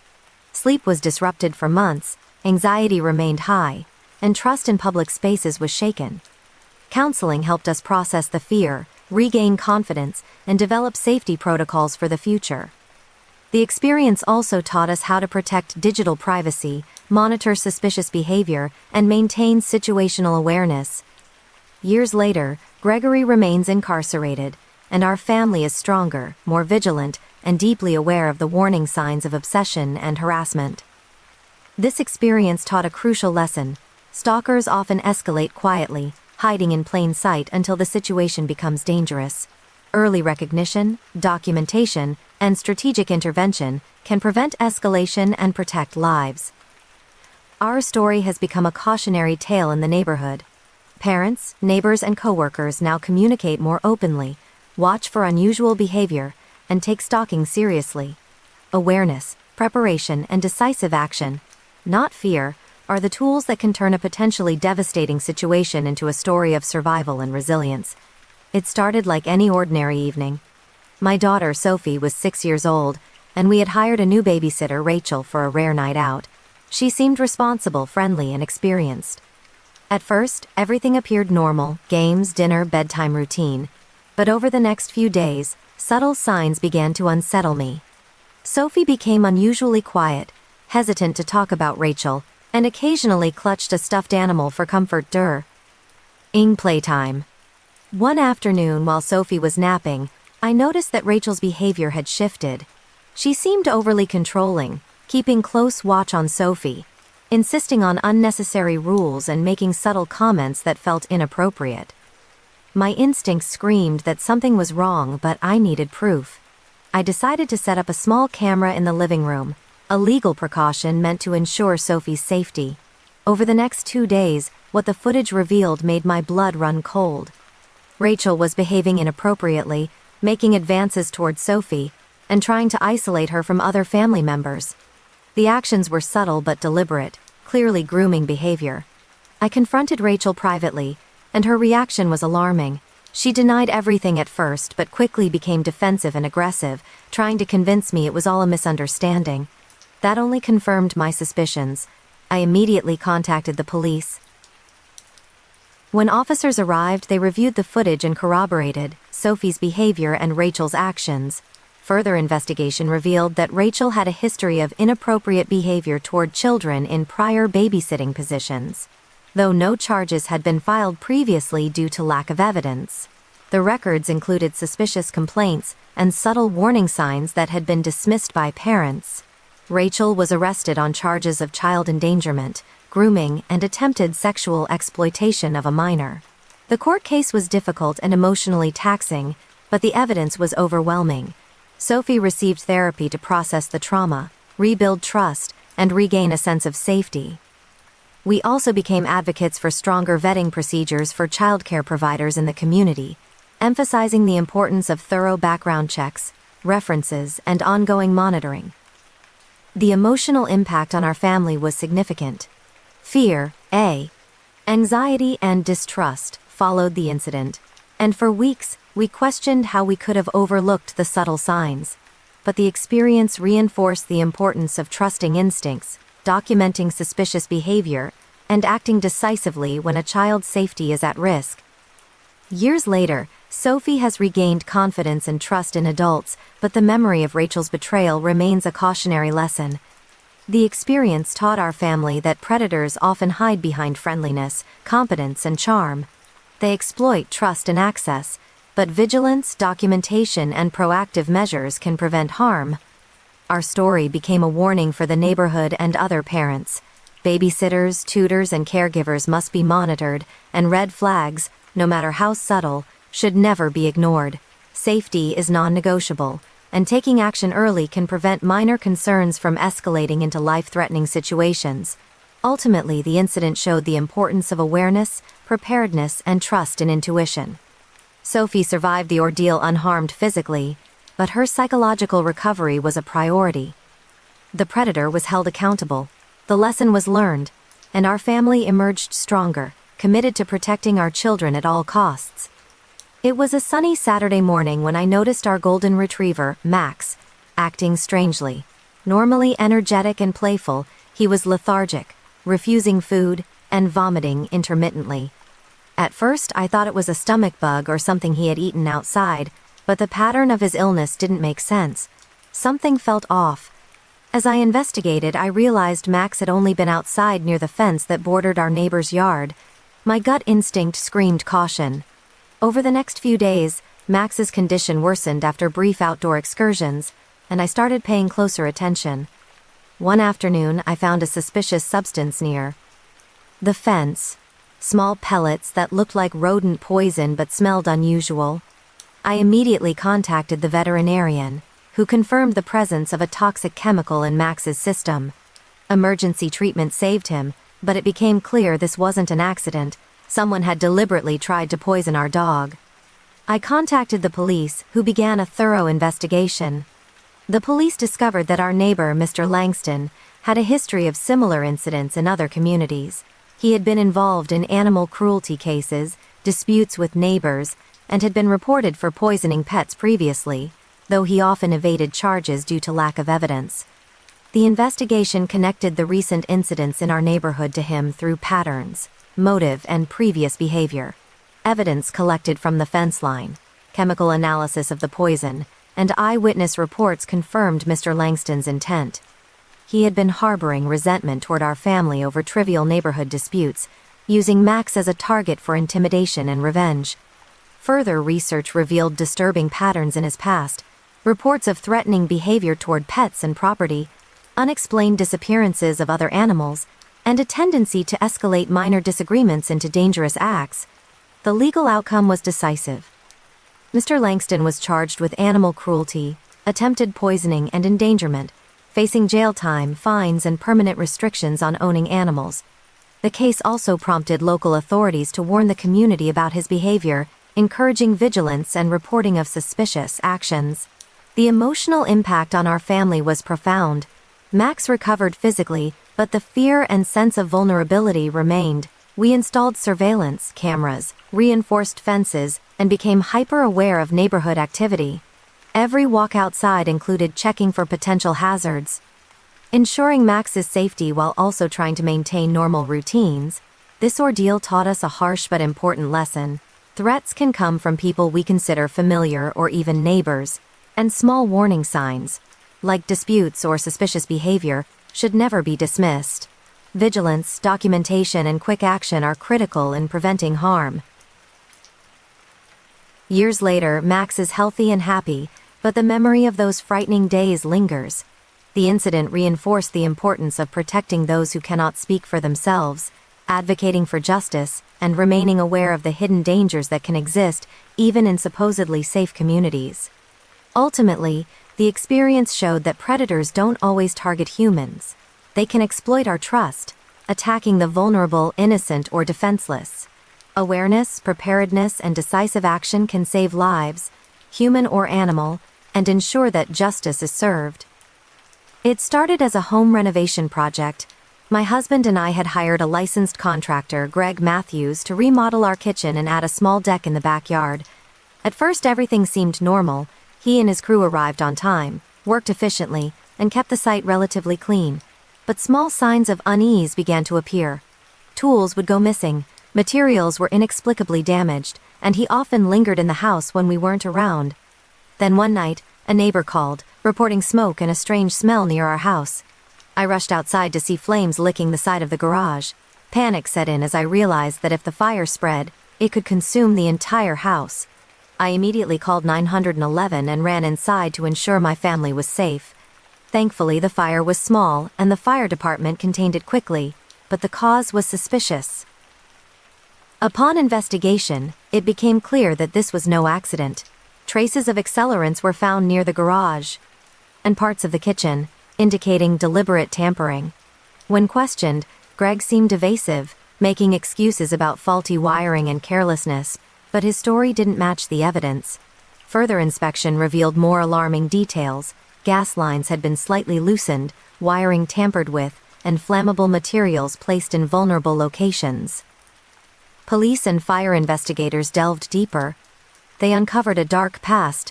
Greg had been involved in insurance fraud schemes, using controlled fires to collect payouts.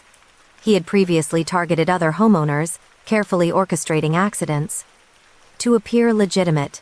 His pattern of manipulation and deceit spanned years, and our house had almost become another victim of his criminal plans. The legal case was intense. Greg was charged with arson, attempted destruction of property, endangerment, and insurance fraud. Evidence included traces of accelerants, tampering with gas lines, and forensic testimony linking his prior methods to our attempted destruction. He received a lengthy prison sentence, was fined heavily, and permanently barred from working as a contractor. The emotional impact on our family was profound. The sense of betrayal by someone we trusted in our home, our private sanctuary, was overwhelming. We installed advanced security systems, surveillance cameras, and fire detection mechanisms. Every renovation contractor now undergoes thorough background checks, references are scrutinized, and we maintain strict supervision of any work on the property. This experience taught me an invaluable lesson: trust must be balanced with vigilance. People who appear professional, polite, and competent may harbor dangerous intentions. Small warning signs, like unusual behavior, avoidance of oversight, or secretive actions, should never be dismissed. Acting decisively, documenting anomalies, and involving authorities early can prevent tragedies. Years later, our house stands fully renovated and safe. We recovered emotionally, rebuilt our sense of security, and became advocates for homeowners' safety. Our story has been shared in community meetings and online forums to warn others about the dangers of negligent or malicious contractors, emphasizing the importance of research, awareness, and preparation. Ultimately, this incident revealed a harsh truth: those entrusted with access to your home can become the greatest threat if intentions are malicious. Survival, justice, and prevention depend on vigilance, quick action, and an unwavering commitment to protecting your family and property. Thanks to awareness and timely intervention, what could have been a devastating loss ended with only lessons learned and a renewed sense of safety.